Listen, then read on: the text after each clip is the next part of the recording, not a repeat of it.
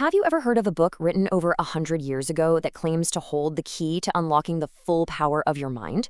Well, today we're cracking open that very book.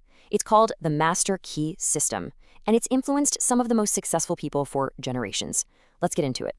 Now, this is not just some dusty old book. It was first published way back in 1916. And get this, it's the book that the creator of The Secret said was a huge inspiration. But the stories get even better. Legend has it that after basically vanishing for decades, it popped up again in Silicon Valley. And the story goes that a young student named Bill Gates got his hands on it right before he changed the world. Now, whether that's totally true or just a great story, you can't deny this book has a certain mystique about it. So, what makes the system so special? Well, it all boils down to this one core idea, right here in this quote. The big principle is that thought is constructive. It's the creative force of the universe, and it works through us. I mean, think about it. Every single thing in the world around you, your phone, the building you're in, all of it, had to start as just an idea, a simple thought in somebody's mind. And that leads us straight to the foundational law of the Master Key System. It's all about the relationship between your inner world and your outer world. The whole argument is that what you see on the outside is just a direct reflection of what's going on inside. This really breaks it down perfectly. Your inner world, your thoughts, your feelings, that's the cause. And your outer world, your job, your health, your experiences, that's just the effect. See, most of us try to change our lives by messing with the effects. We change jobs, we move, but Hanel says that's basically like rearranging the deck chairs on the Titanic. If you really want to change the effect, you have to go straight to the cause. And the best part? The cause is completely under your control. And this is probably the most empowering part of the whole system. This power he talks about, it isn't something you have to go out and find. You've already got it. The secret isn't about getting more power. It's about realizing the power you already possess and then learning how to aim it. It's right there, inside you, and it's absolutely under your control. Okay, so how do you actually control this inner power?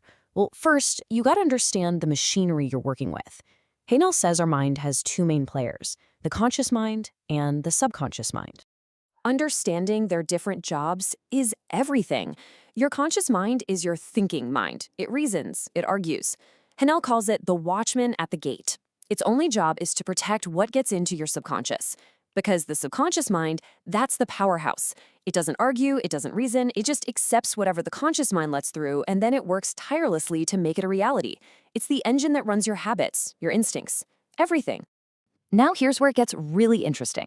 Haenel brings up this idea of the solar plexus. He calls it the sun of the body and says it's basically the physical hub for the subconscious mind. It's the central point where your personal thoughts connect with what he calls the universal mind. You can think of it like the body's own radio transmitter, broadcasting your thoughts out into the universe. Okay, so we've got the theory down, right? Inner world creates the outer world, and it's all managed by our two minds. So how do we actually use this? Well, Hanel gives us a super clear 3-step process to create whatever it is we want. Step 1 is idealization. You have to know exactly, precisely what you want. Like he says, you wouldn't just plant a random seed and hope for the best, right? You need a clear plan. Step 2 is visualization. This is where you build a super detailed picture in your mind and you just hold it there. And finally, step 3 is materialization. The idea is that when you hold a thought with enough focus, it naturally sparks the actions and attracts the situations you need to make that vision real. And look, if the whole visualization thing sounds a little out there, just listen to this quote from one of the greatest inventors of all time, Nikola Tesla. He said he would build, test, and perfect all of his inventions completely in his head first. He'd run them in his imagination until the image was perfect, and only then would he build the physical thing. And what did he say? It worked exactly as he imagined it every single time. This all sounds pretty incredible, I know. But Harnell is really clear on this one point. This is not magic. It's a system.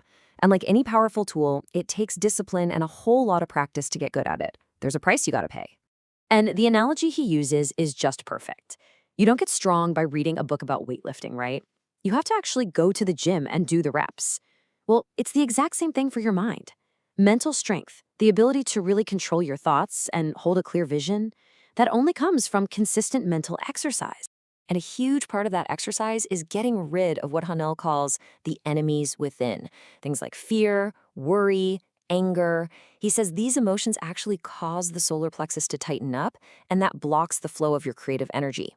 He calls fear the one archenemy that you absolutely have to destroy, because fear is like a giant cloud that just blocks out the sun of your own creative power. So, after all that, the inner and outer worlds, the two minds, the three steps, what's the one big idea we should walk away with from the Master Key system?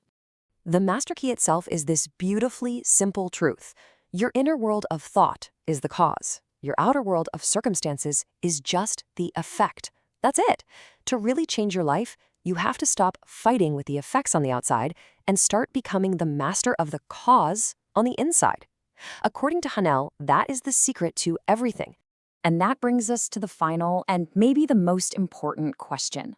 This system says your thoughts are constantly building your reality, whether you're paying attention or not. The law is always working. So the question isn't if you're creating, it's what are you creating? If every thought is a cause, just take a second and look around at your life. What have you been thinking?